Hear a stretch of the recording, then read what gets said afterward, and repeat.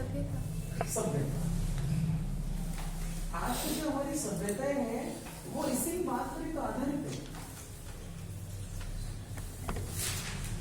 पहले क्या था कि कोई भी किसी से छीना झपटी करते थे, ये छीना झपटी, या फिर बड़े वर्ग के लोग छोटे वर्ग के लोगों को क्या देते थे, सस्ता सामान देते थे और छोटे वर्ग के लोगों से महंगा सामान एक्सचेंज करवा लेते थे। अमूमन होता था एक्सचेंज की सोसाइटी होती थी। या फिर क्या करते हैं, लूटपाट, ये छीना झपटी का बड़ा रूप है लूटपाट।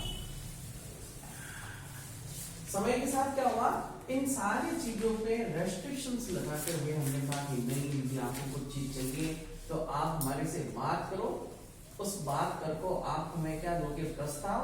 यदि उस प्रस्ताव को हम स्वीकृति करके स्वीकार करते हैं, स्वीकृति,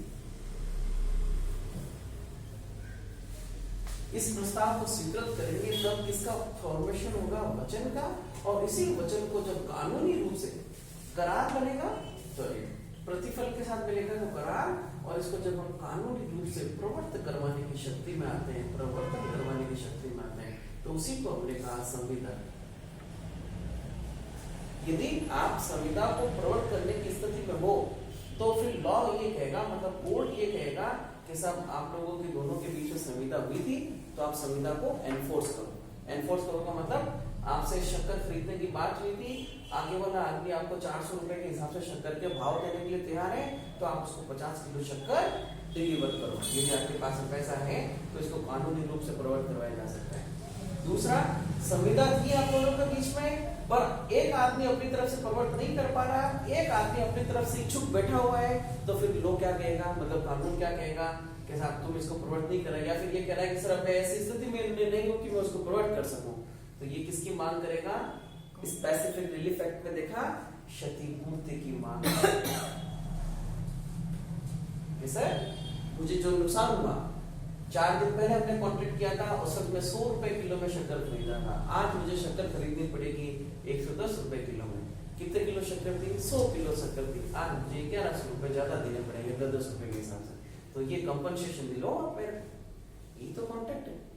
आ कहां से रहा है कॉन्ट्रैक्ट, कॉन्ट्रैक्ट आ रहा है प्रस्ताव से शुरू करके। ये सब बातें हम लोगों ने कल देख ली थी, ठीक है, अब हम इस पर नहीं जाएंगे, हम उस पर जाएंगे जो कहना है संविदा किसको कहें। संविदा कहने की बात हुई थी सेक्शन नंबर 10 में। संविदा के जो कंटेंट थे वो पक्षकार की सक्षमता, पक्षकारों की सक्षमता ये था। दूसरा था स्वतंत्र सहमति, तीसरा था वेद प्रतिफल, चौथा था वेद उद्देश्य, और पांचवा था शून्य घोषित नहीं होनी चाहिए। यदि 1, 2, 3, 4 और 5 तरह की चीजों के कंटेंट किसी भी चीज में शामिल है तो उसे हम कहेंगे वो क्या बनी है, संविदा। ये बात पढ़ ली हमने 10, 11 में। स्वतंत्र सहमति 13, 14, 15, 16, वेद प्रतिफल सेक्शन नंबर 25 और प्रतिफल की डेफिनेशन देख ली, वेद उद्देश्य सेक्शन नंबर 23 देख लिया हमने। इन 4 तरह की बातों को शामिल करते हैं, उसको वेद उद्देश्य में शामिल नहीं किया गया। क्या क्या चीजें, कपटपूर्ण कोई काम है, प्रतिष्ठित विधि के द्वारा किसी को रेस्ट्रिक्ट कर रखा है, एक ऐसा काम जिसको किए जाने से विधि क्या हो जाएगी, विफल हो जाएगी, और चौथा फ्रॉडुलेंट जो था ना, यदि किसी से कपट नहीं, चौथा था किसी की पब्लिक पॉलिसी, किसी की शरीर और संपत्ति को नुकसान पहुंचाने वाली चीजें। ये हमने उद्देश्य देखे, वे उद्देश्य हो गए। अब सुन ले कौन कौन से करार जिसको स्पष्ट रूप से डिक्लेयर कर रखा है कि साहब ये जो एग्रीमेंट होंगे वो शून्य होंगे, ये देखने हमें बताया। सेक्शन नंबर 26, 27, 28, 29 और 30, इनको लॉ ने स्पष्ट रूप से डिक्लेयर कर दिया कि ये जो एग्रीमेंट है वो शून्य एग्रीमेंट के साथ, जीरो वोइड एग्रीमेंट्स है। क्या कहा, सेक्शन नंबर 26 कहता है विवाह के अवरोधक करार, विवाह के, अच्छा इसको भी देखो सेक्शन नंबर 25 को भी, बिना प्रतिफल किया गया करार, हाँ एक मिनट है, बिना प्रतिफल के की आगे भी करार क्या है? शून्य। 25 से हम शुरू करें, एक बार 24 को ड्रॉप करेंगे। 25 हो गया बिना प्रतिफल के, कोई भी एग्रीमेंट जो विदाउट कंसिडरेशन के उसको एनफोर्समेंट में नहीं लाया जा सकता, मगर इसके कितने एक्सेप्शंस हैं? तीनों पता है? Love and affection, return and registered, दूसरा भूतकालीन प्रतिफल, तीसरा टाइम बार्ड डेप्थ, रिटर्न एंड साइन। 26वां नंबर सेक्शन कह रहा है कि एक कोई ऐसा करार जो किसी वयस्क मेजर व्यक्ति की शादी को, मैरिज को रोकने का करार है, तो ऐसा करार क्या होगा? शून्य होगा। पर इसने लिखा सिवाय अवयस्क के, एक्सेप्ट देन माइनर, सिवाय अवयस्क, सिवाय अवयस्क। इसका मतलब क्या है कि यदि कोई ऐसा एग्रीमेंट किया गया है जिसकी जो शादी रोकने के लिए है, मगर किस व्यक्ति की शादी रोकने के लिए? जिसकी उम्र 18 वर्ष से कम उम्र की है, वो एग्रीमेंट तो वैलिड होंगे, वो वॉइड नहीं है। क्लियर? सेक्शन नंबर 26 रटी रटाई बात है, विवाह को अवरोध करने के करार शून्य होंगे एक्सेप्ट दैट एग्रीमेंट जो माइनर के विवाह को रोकने के लिए। ठीक है। सेक्शन नंबर 27 कहता है कि यदि आपने किसी भी आदमी के व्यापार को रोकने का करार किया, व्यापार, या फिर सेक्शन नंबर 27 में क्या लिखी हुई है? व्यापार से अवरोधार्थ, व्यापार को अवरुद्ध करने वाले, अवरुद्ध करने वाले करार शून्य होंगे। क्या कोई आदमी किसी दूसरे आदमी को ऐसा कॉन्ट्रैक्ट लिखकर साइन कर सकता है क्या कि आज के बाद में आप कचौरियां नहीं बेचोगे, या आज के बाद में आप लीगल प्रैक्टिस नहीं करोगे, या आज के बाद यदि आप सिलाई नहीं करोगे, क्या ऐसा व्यापार को मना किए जा सकता है? नहीं हो सकता। और ऐसे एग्रीमेंट को कोर्ट के द्वारा एनफोर्स भी नहीं करवाया जा सकता। कोई आदमी ऐसे नहीं जा सकता कि सर मैंने इसको कहा था कि कचौरियां मत बेचना, और ये कचौरियां फिर से बेचने लगा है, और कोर्ट को हम कहें कि सर इसको कचौरियां नहीं बेचे, तो कोर्ट क्या कहेगा कि सर तुम दोनों के बीच में कोई कॉन्ट्रैक्ट है ही नहीं, क्योंकि सेक्शन नंबर 10 कह रहा है कि ये वो कॉन्ट्रैक्ट है जो लॉ के द्वारा क्या डिक्लेयर किया हुआ है? वही डिक्लेयर है। अब जो चीज अपने आप में वॉइड है उसे हम कैसे एनफोर्स करवाएं? हाँ, सेक्शन नंबर 27 में कुछ एक्सेप्शंस जरूर करने हैं। क्या एक्सेप्शन है? जैसे सेक्शन नंबर 27 कह रहा है कि यदि किसी आदमी ने किसी भी व्यक्ति की, किसी भी प्रोफेशन की गुडविल को ही परचेज किया है, गुडविल को खरीदा है, जैसे पाली में क्या फेमस है? मान लेते हैं पाली का गुलाब हलवा, और मैं पाली के गुलाब हलवे वाले को ही जाके गुलाब हलवे की पूरी दुकान ही खरीद ली, ये मानते हुए कि आज के बाद में गुलाब हलवा कौन बेचेगा? मैं ही बेचूंगा, उसकी सील सिग्नेचर उसको इस्तेमाल कौन करूंगा? मैं ही करूंगा। क्या अब मैं उसे कह सकता हूँ क्या कि आज के बाद में तुम गुलाब हलवे के नाम की कोई दूसरी दुकान नहीं डालोगे? अब मान लेते हैं कि उसकी गुडविल को मैंने परचेज किया और उसने गुलाब हलवे के नाम से मेरी दुकान के सामने एक दुकान और डाल दी, तो जाहिर सी बात है मेरी जो पास में ग्राहक आने वाले हैं वो अभी भी किसके पास जाएंगे? उसी के पास जाएंगे। तो सवाल कि क्या किसी गुडविल को खरीदे जाने के बाद में उसी गुडविल से वापस काम नहीं किए जाने का करार किया जा सकता है? हाँ, किया जा सकता है, पर याद रखना रीजनेबल रेस्ट्रिक्शंस के साथ ही किया जा सकता है। क्या मतलब हुआ कि जो रेस्ट्रिक्शंस है वो किस किस सीमाओं में हो सकते हैं कि साहब जिंदगी भर तुम कभी इस तरह का काम नहीं करोगे। गुलाब हलवे वाले को खरीदा मैंने और कहा कि आज के बाद तुम जिंदगी भर इस गुलाब हलवे के नाम से काम नहीं करोगे। तो इस तरह की जिंदगी भर की तरह की रेस्ट्रिक्शन के साथ में ऐसा एग्रीमेंट नहीं किया जा सकता। हाँ, कुछ रीजनेबल समय जरूर दिया जा सकता है। आप 5 साल तक नहीं कर सकते, 10 साल तक नहीं कर सकते, 20 साल तक नहीं कर सकते। तो ये क्या हो गया है? Restrictions reasonable.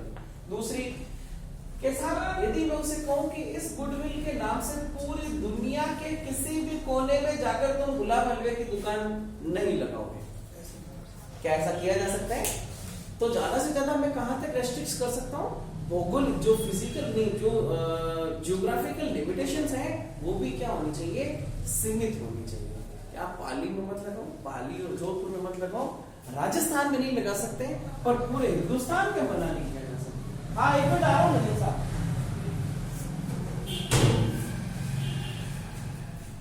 सेक्शन नंबर 27 निकालो और पढ़ो। इसके साथ साथ सेक्शन नंबर 28 को भी देखें। क्या कोई दो आदमी किसी लॉ के प्रोविजन को एनफोर्स किए जाने के नहीं किए जाने के लिए कॉन्ट्रैक्ट कर सकता है क्या? वैलिड नहीं होंगे, बाकी जो व्यापार के अवरोध में जो करार लगाए गए हैं उसकी रेस्ट्रिक्शंस लिमिटेड होगी। चाहे हम जियोग्राफिकल स्ट्रक्चर के बारे में बात करें तो पूरे विश्व भर में नहीं हो सकती। हाँ पाली में मना कर सकता है, राजस्थान के लेवल में मना की जा सकती है, उसके लेवल पर नहीं कर सकते। हाँ और समय के लिए लिमिटेड समय होना चाहिए। अच्छा आपको पता है जब अपन पेटेंट करवाते हैं किसी चीज का, कि साहब मैंने किसी नई तरह की दवाई की इजाद किया है, तो गवर्नमेंट के द्वारा पेटेंट रजिस्ट्रार ऑफिस के द्वारा हमें रजिस्टर करके पेटेंट मिल जाता है और ये कहा जाता है कि इस दवाई को इस प्रोसेस से जो बनाया जा रहा है उसको क्या जिंदगी भर के लिए ये इस्तेमाल करेगा या कोई समय सीमा होती है? 10 इयर्स के बाद तक, या फिर हो सकता है उसे कम समय तक के लिए देने में, हमेशा के लिए नहीं हो सकता, क्योंकि ट्रेड प्रैक्टिस हमेशा किसी भी आदमी में समाहित नहीं की जा सकती, दूसरे आदमी को करना जरूरी है। सेक्शन नंबर 27 क्लियर है। सेक्शन नंबर 28 क्या कह रहा है? यस 26 समझ गए। वॉइड 27 क्या है? वॉइड है जो धंधे को रोकने के लिए किसी बिजनेस को, जो 26 का है वो किसी विवाह को रोकने के लिए क्या लिखते हैं? किसी की विवाह को रोकने के लिए एग्रीमेंट करके क्या लॉ से उसको एनफोर्स करवाया जा सकता है? क्योंकि ऐसे एग्रीमेंट क्या है? वॉइड है और वॉइड को कभी भी एनफोर्स नहीं करवाया जा सकता। सेक्शन नंबर 28 क्या कहता है? एक बहुत प्यारी सी बात है, जिस तरह से 25, 26, 27 ने बोली उसी तरह से एक छोटी सी बात 28 कहता है। क्या कोई दो व्यक्ति मिलकर ये कह सकते हैं क्या कि साहब मैं आपसे 50,000 रुपए उधार ले लिए, 50,000 रुपए या 5 लाख कर लो, ए ने बी को दे दिए उधार 5 लाख रुपए आगे, क्या कोई कॉन्ट्रैक्ट साइन किया जा सकता है क्या जिसमें बी कहे कि यदि बी पैसा वापस नहीं देता तो ए उसके खिलाफ दावा किसी भी कोर्ट में दावा नहीं कर सकता? इस तरह की टर्म देते उन्होंने साइन सिग्नेचर कर दी। बी ने कहा कि यदि मैं आपको 5 लाख रुपए वापस नहीं देता हूं तो आप मेरे खिलाफ किसी भी कोर्ट में कोई दावा नहीं कर सकते। तो फिर वहां पर एक आ जाएगा क्या चीज? Free consent. हम मान लीजिए फ्री कंसेंट भी है, मान लेते फ्री कंसेंट भी है, तो भी लॉ ने मना किया, सेक्शन नंबर 28 ने मना किया है कि आप किसी कानून को प्रवर्त किए जाने या प्रवर्त कानून को रोके जाने का कोई कॉन्ट्रैक्ट नहीं कर सकता। जैसे इसके अलावा वो देखो कि यदि वो पैसा नहीं देता है तो ए के पास अधिकार है कि साहब वो 3 साल तक उसके खिलाफ दावा कर सकता है। इन दोनों ने कॉन्ट्रैक्ट किया कि साहब यदि मैं पैसा नहीं देता हूँ कि तो आप मेरे खिलाफ दावा दर्ज किए जाने की जो समय सीमा होगी वो केवल 1 साल ही होगी, उसके बाद नहीं कर सकते। लॉ कितने समय का है? 3 साल तक दावा करेगा, जबकि लिखित कितने साल की है? 1 साल। प्रिवेल क्या करेगा? लॉ या लिखित? लॉ। सेक्शन नंबर 28 कहना है कि लॉ में लिखी हुई बात को आप लोग नहीं छेड़ सकते साहब, लॉ जो है लॉ एज इट इज रहेगा। हाँ सेक्शन नंबर 28 के अपवाद जरूर है 2। क्या क्या अपवाद है? आर्बिट्रेशन, दोनों आर्बिट्रेशन, मतलब आर्बिट्रेशन का मतलब है कि जिसको हमने कहा अल्टरनेट डिस्प्यूट रिजोल्यूशन से 28 में 2 बातें लिखी हुई हैं। कोर्ट में ना जाकर समझाइश से, तो समझाइश से मामला हो सकता है, कोर्ट तो नहीं जा रहे, कोर्ट तो जाने के लिए मना कर दिया। कैसे मामले को निपटाएंगे? कोर्ट के बाहर, कोर्ट के बाहर सेटलमेंट के तरीकों से निपटाएंगे। तो हालांकि कानूनी कार्रवाई करने का तो मना है, किस काम को करवाने के लिए हाँ कर रहे हैं? समझाइश के तरीके से। क्या इसको लीगल मना है? हाँ लीगल मना है। तो सेक्शन नंबर 28 के अपवाद है, उस अपवाद में 2 अपवाद लिखे हुए हैं, एक तो है फर्स्ट और एक है सेकंड, जिसमें लिखा हुआ है कि ऐसे बातें या फिर ऐसी मिसअंडरस्टैंडिंग जो कि पैदा हो चुकी है, पैदा हो चुकी है। दूसरे में लिखा है ऐसी मिसअंडरस्टैंडिंग या समस्याएं जो पैदा होने वाली। फर्स्ट है। अच्छा ये उल्टा उल्टा कर रहे हैं, होने वाली, इसको कर दो सेकंड और इसको कर दो फर्स्ट।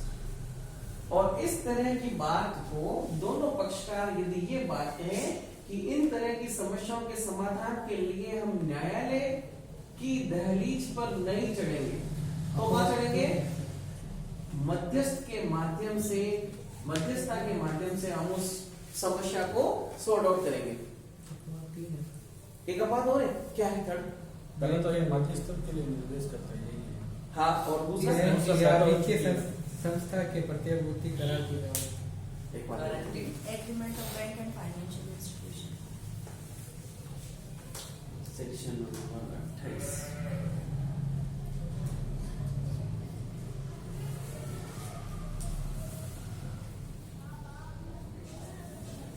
अच्छा ये थर्ड तो नया जुड़ा था ना 2013 के से।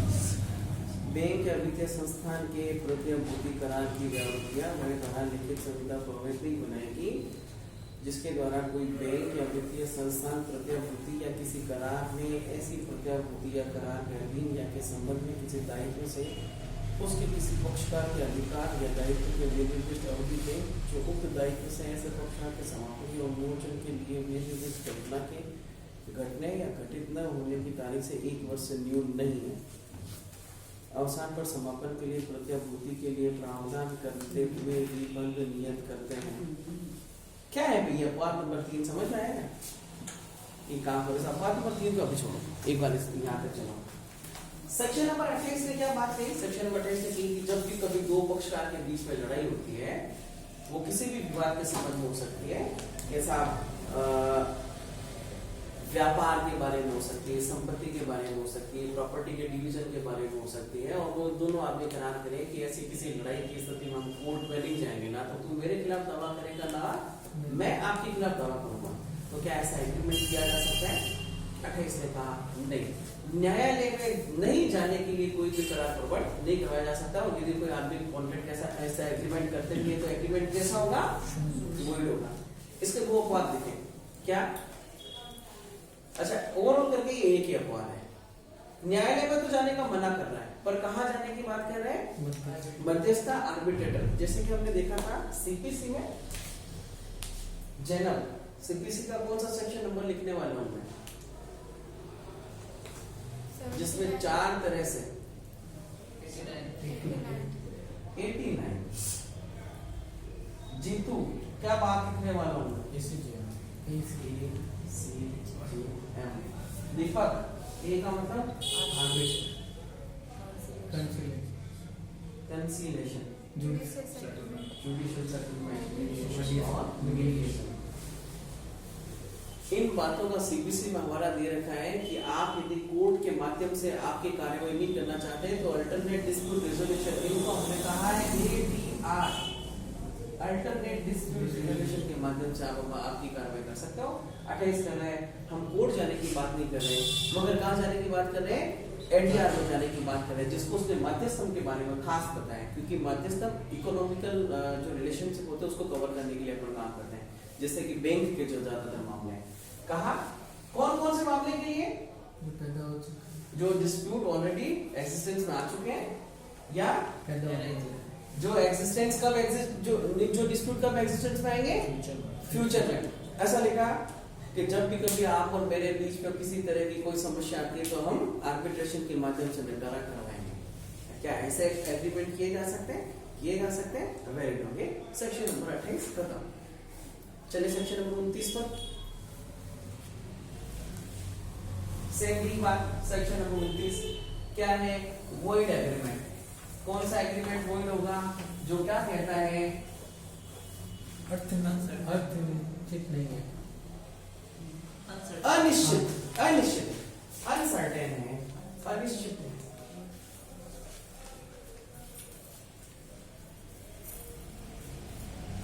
इलस्ट्रेशन है इसका।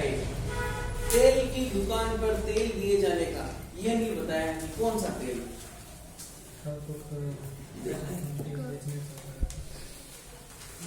Section number 8. स्टेशन में खैर कोक 100 टन तेल बेचने का करार करता है। उससे यह दर्शित करने के लिए कुछ नहीं है कि किस तरह का तेल की आशय थी, खाने का, बालों में लगाने का, पकाने का। अनसर्टेन है, करार अनिश्चितता के कारण शून्य। साफ लिख दिया। जहां कहीं भी अनसर्टेनिटी है, उस अनसर्टेनिटी के कारण कोड क्या हो जाएगा, एग्रीमेंट क्या हो जाएगा, शून्य। सेम इसी तरह से 25 बिना प्रतिफल के करार शून्य, 26 विवाह के अवरोध करार शून्य, 27 कारोबार में अवरोध लगाने के करार शून्य, 28 विधिक कार्यवाही को बंद करने के लिए करार शून्य, 29 अनिश्चित कार्य या सॉरी ऐसे एग्रीमेंट जिनको निश्चित नहीं किया जा सकता, अनसर्टेन को किए गए करार शून्य। और 30 में लिख दिया वेजर, बाजी की संविदा क्या होगी, शून्य संविदा होगी। बाजी की संविदा शून्य संविदा होगी। अच्छा ये बाजी नहीं है, ये एक्चुअली वाजी है। इसमें तो कुछ और वाजी पंद्यम यूं लिखने का पंद्यम, प न द य म पंद्यम। वाजी किसका पर्यायवाची है चलो? वाजी किस शब्द का सिनोनिम है? जीतू वाजी वाजी निकालो गूगल, लिखो शब्द वाजी, लेना वाजी क्या वाजी शब्द लिखो केवल वाजी। अनुवाद है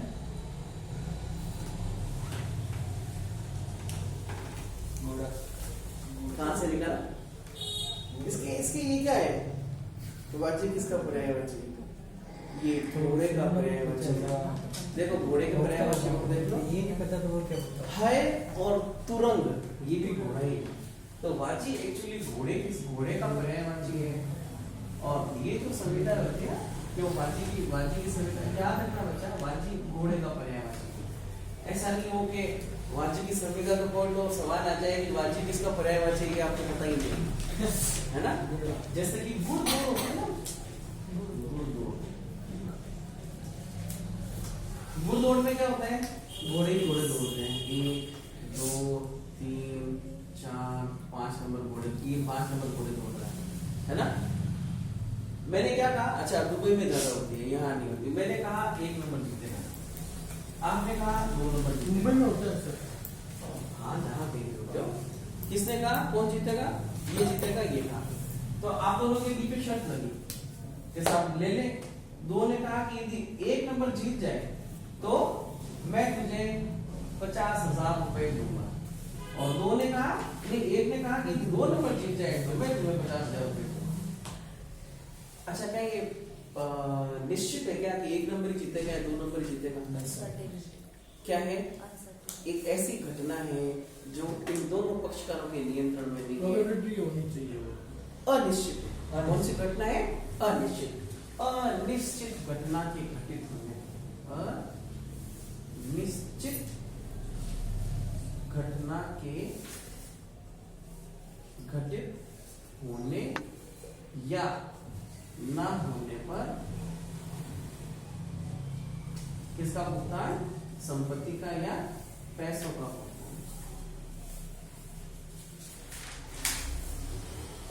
क्या है साहब? बाजी की संविदा है और इस तरह की संविदा को प्रवर्तन नहीं करवाया जा सकता।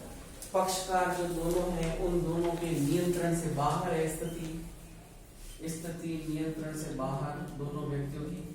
नंबर 1, पक्षकार को संविदा की विषय वस्तु से कोई मतलब नहीं है, विषय वस्तु से कोई मतलब नहीं है, हार जीत से मतलब। और हार और जीत किसकी? ये भी नहीं कि ये हारेगा ये जीतेगा, ऐसा नहीं। दोनों की हार और जीत क्या होनी चाहिए? अनिश्चित होनी चाहिए। तो वाजी के कॉन्ट्रैक्ट के एलिमेंट घटना का नियंत्रण से बाहर होना, घटना की नहीं संविदा की विषय वस्तु में दोनों का हित नहीं होना, बस केवल हार जीत से, और घटना का अनिश्चित होना वाजी के करार को करना कहता है। जबकि कई बार क्या होता है बेटा कि एक कॉन्ट्रैक्ट है जिसको हम कहते हैं इंश्योरेंस की, जिसको भी कहते हैं बीमा की संविदा, बीमा की संविदा। साहब मोटरसाइकिल है, इस मोटरसाइकिल का मैंने इंश्योरेंस करवाया कि साहब जब भी इसके साथ में कुछ छूट हो जाती है, चोरी हो जाती है, तो मुझे क्या दिए जाएंगे, भरपाई दी जाएगी, और मैं इसका क्या भर रहा हूँ, प्रीमियम भरता जा रहा हूँ। तो देखो घटना क्या है बेटा, अनिश्चित है। क्या किसी के नियंत्रण में, नियंत्रण में भी नहीं है, घटना भी अनिश्चित है। पर संपत्ति की जो संविदा की विषय वस्तु है ना, उस संविदा की विषय वस्तु का संरक्षण करना मेरा विचार है। क्या है बेटा, उस संविदा की विषय वस्तु का संरक्षण, प्रोटेक्शन या बचाव करना, ये जो दूसरा नंबर एलिमेंट है, ये वाजी की संविदा को बीमा की संविदा से अलग करता है। वाजी की संविदा में दोनों पक्षकार का संविदा की विषय वस्तु से कोई लेना देना नहीं होता, उद्देश्य। जबकि बीमा की संविदा में संविदा की जो विषय वस्तु है उसका बचाव, उसका संरक्षण, उसका प्रोटेक्शन पक्षकार की इच्छा होती है, मतलब पक्षकार का की विषय वस्तु पे हित होता है। जबकि वाजी की संविदा में पक्षकारों की विषय वस्तु से कोई नहीं, संविदा की विषय वस्तु में कोई हित नहीं होता।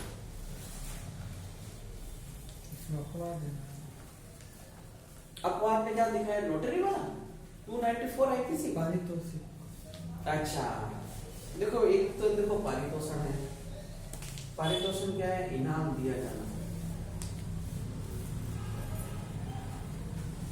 यदि मैं आप लोगों को ये कह दूं कि मैं एग्जाम ले रहा हूं, 100 नंबर का पेपर होगा, जिसमें से जिस किसी के भी 80 नंबर से ज्यादा आएंगे उसको मैं अपनी तरफ से पेन गिफ्ट करूंगा, है ना। तो आप लोगों में से कौन फर्स्ट आने वाला है, ये तो अनिश्चित है।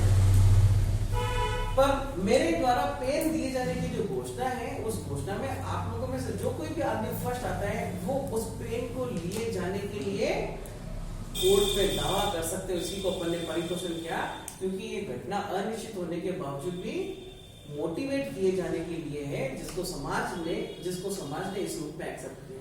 पारितोषिक दिया जाना, इनाम दिए जाने की घोषणा। जो कोई भी आदमी, नलिनी मान लो उस भाषण में फर्स्ट आती तो 1 लाख रुपए का इनाम था, लिखित में साइन किए हुए थे, नलिनी फर्स्ट आ जाती है, फिर भी उसको 1 लाख रुपए नहीं दिए जाते हैं, तो नलिनी के पास ये आधार है कि कोर्ट में जाकर उसको एनफोर्स करवा सकते हैं। इसमें लिखा मूल्य रकम 500 रुपए से या उससे अधिक। हाँ, तो ये 1872 की कीमत है ना, उसके बाद में चेंज भी हुआ है। तो उसके आगे देखें कि कई बार क्या होता है, ये जो अनिश्चित घटना है ना, ये लॉटरी में भी होती है। जैसे हाउसिंग बोर्ड में क्या खुलती है, लॉटरी। एक आदमी ने लॉटरी का टिकट खरीद लिया, ये ना लॉटरी का टिकट। अब लॉटरी की टिकट, अब लॉटरी कई तरह की होती है। कई बार तो ना पैसों की लॉटरी होती है, जैसे आप जिस किसी के इनाम मिलेगा उसको 10 लाख रुपए मिलेंगे। कई बार लॉटरी मकानों की भी होती है, जैसे कि अपन हाउसिंग बोर्ड में करवाते हैं। जैसे आप 100 आदमी सदस्य बनेंगे, उन 100 आदमी में से हम 10 प्लॉट देंगे और उन 100 आदमियों को इतने रुपए जमा करवाने।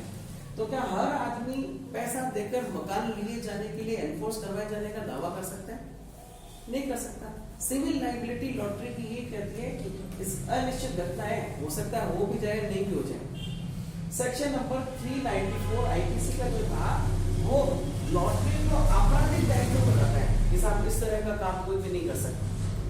जबकि हम लोग देखते हैं हाउसिंग बोर्ड सोसाइटी में सरकार के द्वारा लॉटरी का काम किया जा कर भी रहे, तो केवल और केवल उस काम से क्या हुआ है, सरकार की सहमति मिलने की वजह से उसका आपराधिक दायित्व तो खत्म हो गया, आपराधिक दायित्व खत्म हो गया, मगर सिविल दायित्व उस लॉटरी सिस्टम का फिर भी बना हुआ रहता है, सिविल लायबिलिटी बनी रहती है। अच्छा, किसी भी लॉटरी के सिविल दायित्व का मतलब क्या है कि लॉटरी का हर पक्षकार किसी भी माल की या सामान की गारंटी नहीं रखेगा। ये केवल वही आदमी प्राप्त करेगा जो आदमी जीतता है अंतिम रूप से 10 विजेताओं में आता है। तो ये है सिविल लाइबिलिटी। हर आदमी उसको प्रवर्त नहीं करवा सकता, वही आदमी प्रवर्त करवाएंगे जो अंतिम रूप से जो जीते हैं वही क्लेम कर सकते हैं कि वही क्लेम कर सके। मान लो कि साहब लॉटरी खुलती है, 12 नंबर आ गया, 12 नंबर आप लोगों का आ गया, और उसके बावजूद भी हाउसिंग बोर्ड सोसाइटी के लिए है कि साहब 12 नंबर आ गया, तो फिर भी आपको ये रुपए जमा कराने पड़ेंगे। अब आप क्या करोगे, उस नियम को चैलेंज करोगे कि हाउसिंग बोर्ड सोसाइटी ने स्टेट गवर्नमेंट के साथ में क्या ये मिक्सअप होकर इस तरह का नियम निकाले थे, उसको ये मैं अपना तो उससे कहा कि पैसे मांगा अखबार वाला और वो कूपन निकाल दो, उसमें सरकार की सहमति होती है। अखबार के ऊपर वाली बात हुई साहब, सरकार की सहमति, लॉटरी परमिशन देते हैं एसडीओ वगैरह से, तभी होता होगा कलेक्ट्रेट को। अच्छा, अखबार में जो कूपन है उसको अपन परितोषण नहीं करें या फिर मार्केटिंग का जरिया नहीं करें, एडवर्टाइजमेंट है।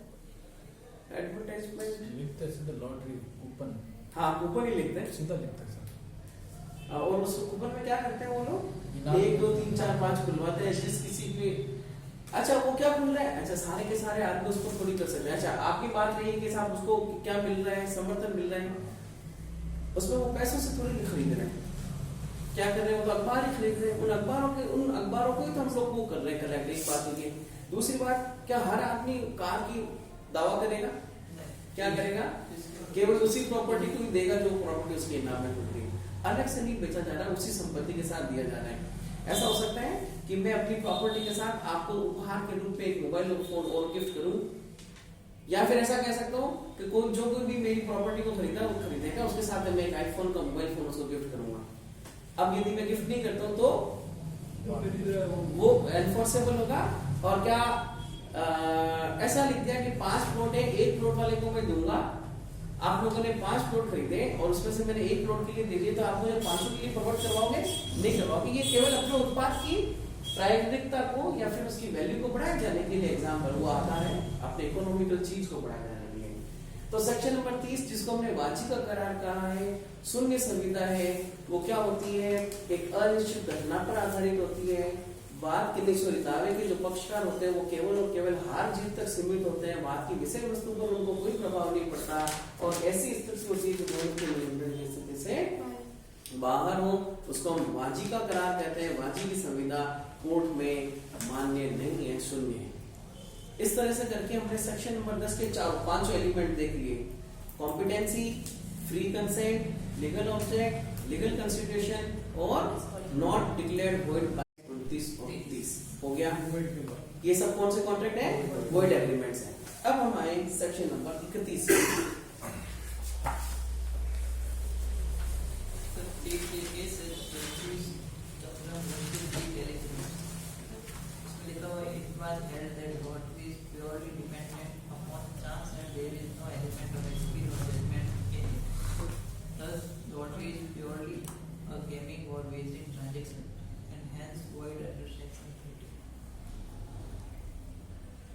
ये लॉटरी का कहना है, ठीक है। तो हाँ दूसरा तो बस इतना ही केस लॉटरी को पूरा ही वॉइड बता दिया, जो जीत रहा है वो भी एनफोर्स कैसे करेगा, बाई चांस उसको नहीं मिला। अच्छा, यदि अपन स्टेट गवर्नमेंट की परमिशन के साथ में करवा रहे हैं तो हाउसिंग बोर्ड सोसाइटी के मकान फिर भी लॉटरी से खुल रहे हैं। अच्छा, फिर उसको ना हाउसिंग की उसकी सरकार की कंसेंट नहीं होगी, क्या है, वापस पढ़ो तो उसको। ज्योतिष चंद्रन वर्सेस जी टेलीफिल्म्स प्राइवेट लिमिटेड। जी टेलीफिल्म्स, ठीक है। 2016 It was held that lottery is purely dependent upon chance and there is no element of skill or judgment in it. ठीक है, ये कह रहा है कि जो लॉटरी है वो किस पर डिपेंड कर रही है, केवल और केवल चांस पर कर रही है और इसमें स्किल्स का इस्तेमाल नहीं किया जा रहा है। This lottery is purely a gaming or wagering transaction and hence void under section। हाँ ठीक है, इसी हालांकि लॉटरी तो हालांकि वॉइड ही होती है, ठीक है, पर with the consent of government हो रहा है तो वो वॉइड के इफेक्ट को हटाकर उसको लीगल रूप से करवाना है, और उसके बाद भी यदि नहीं हो रहा है तो फिर सिविल लायबिलिटी बनी हुई रहेगी, सिविल रूप से उसको एनफोर्स करवाना है। सेक्शन नंबर 30 हो गया। अब आगे सेक्शन नंबर 31। जिसको कहते हैं कंटीजेंट ऑफर, नहीं कंटीजेंट कॉन्ट्रैक्ट। ऐसे संविदाएं जो किसी भी काम के होने और नहीं होने पर निर्भर करती है, समाश्रित कॉन्ट्रैक्ट्स क्या है? कंटीजेंट मतलब क्या होता है सर? कंटीजेंट या कंटिन्यू? कंटीजेंट हाँ ये बता रहा हूँ। कंटीजेंट का मतलब किसी भी कार्य का किसी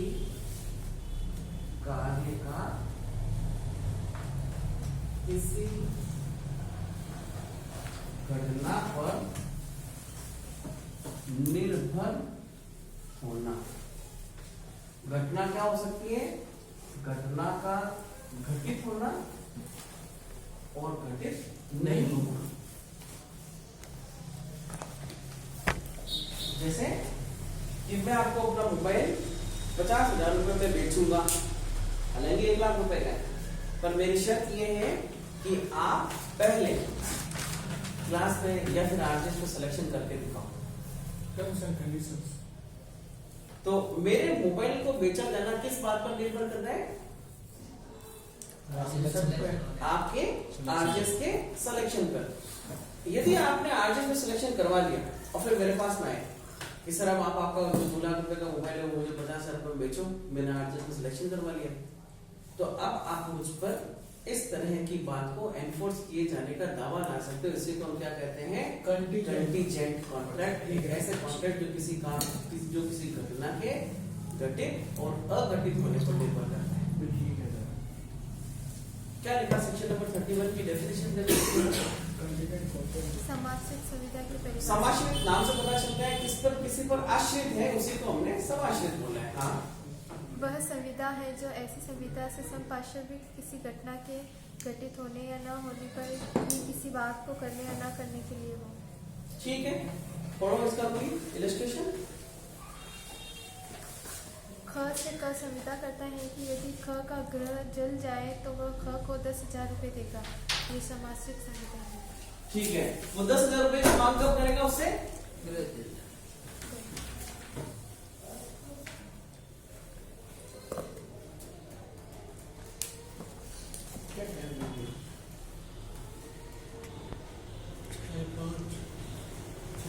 तीसरी बात बताइए, कोई संविदा किसी काम के या किसी घटना के घटित होने और अघटित होने पर निर्भर करता है, तो उसको हमने क्या कहा है? समाश्रित संविदा है। और समाश्रित संविदा एक वैलिड कॉन्ट्रैक्ट होता है, याद रखना।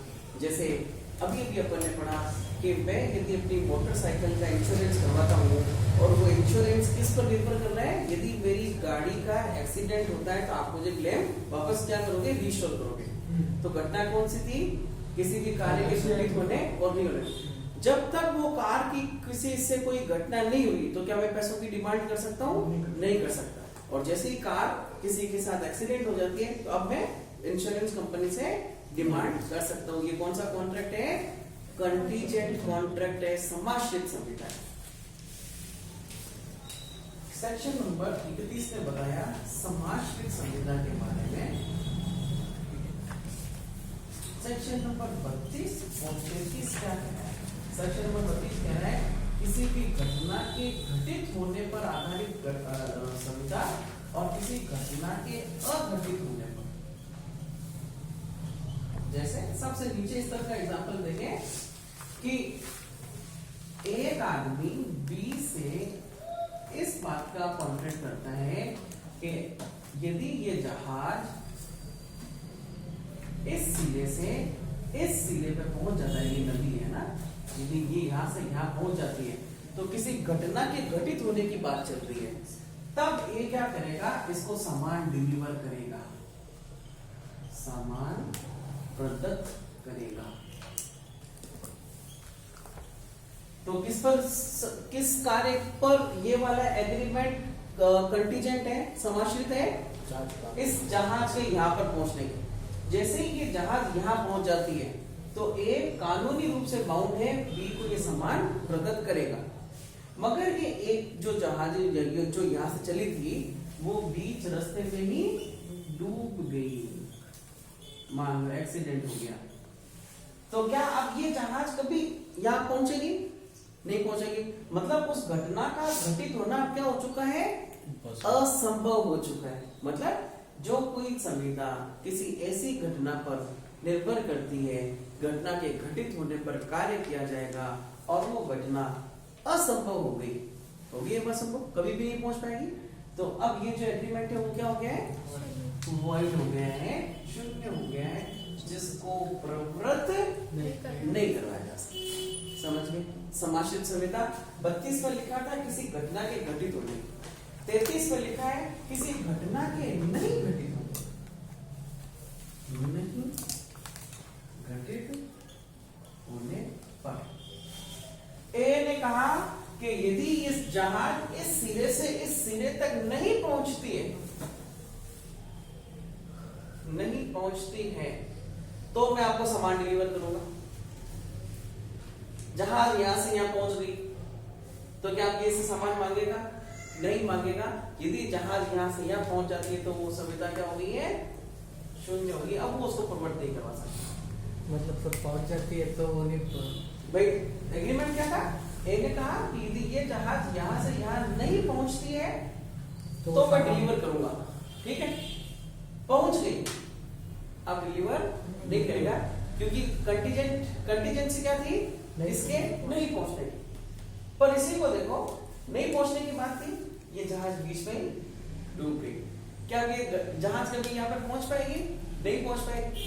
सवाल भी क्या था, यदि ये यहाँ पर नहीं पहुंचती है तो मैं आपको डिलीवर करूंगा। तो अब ये कानूनी रूप से बाउंड है इसको सामान डिलीवर करने के लिए। सेक्शन नंबर 32 और सेक्शन नंबर 33 दोनों की लैंग्वेज इसी के चारों तरफ घूमती है। पढ़ो क्या कह रहा है? हाँ दीपक पढ़ो सेक्शन नंबर 32, आराम से पढ़ना है और अभी अपन ने बातें डिस्कस की उसको उसमें घुसेड़ते हुए पढ़ना। ऐसी संविदाओं का परिवर्तन जो किसी घटना के घटित होने पर समाश्रित हो। हाँ समझ गए, किसके किसी घटना के घटित होने मतलब जहाज पहुंचेगी तो देगा। उन समाश्रित संविदाओं का परिवर्तन जो किसी अनिश्चित भावी घटना के घटित होने पर किसी बात को करने या न करने के लिए हो, विधि द्वारा नहीं कराया जा सकता यदि और जब तक वह घटना घटित न हो गई हो। ठीक है, जब तक वो घटना घटित नहीं होगी तब तक उसको परिवर्तन नहीं करवाया जा सकता। यदि वह घटना असंभव हो जाए तो मतलब क्या हो गया, जहाज बीच में ही डूब गई है। अब वो घटना क्या हो गई है, असंभव हो गई, संविदाएं शून्य हो जाती, संविदाएं शून्य हो जाएगी। उन संविदाओं का परिवर्तन जो अब 32 में आ गए, अभी 33 में आ गए। अब 33 ये वाली बात है, ये वाली समझना। उन संविदाओं का परिवर्तन जो किसी घटना के घटित न होने पर समाश्रित हो।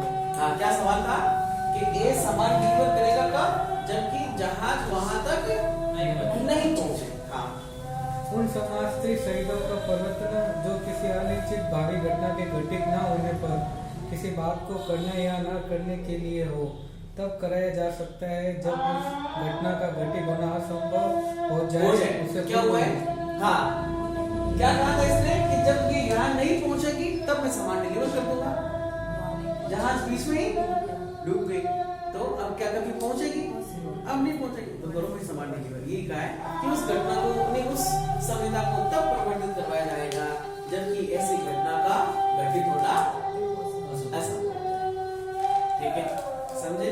सेक्शन नंबर 33 क्या कह रहे हैं, 34 सॉरी 33 हो गया, 34 क्या कह रहे हैं, जिस घटना पर संविदा समाश्रित है यदि वह किसी जीवित व्यक्ति का भावी आचरण हो तो वह घटना कब असंभव समझी जाएगी। हाँ बताओ भाई, ये तो था सामानों का पहुंचना। और अब तीसरी बात क्या कह रहे हैं, किसी जीवित पर्सन के आचरण के बारे में कहा जा रहा है। तो ऐसी स्थिति में क्या करेंगे फिर अपन,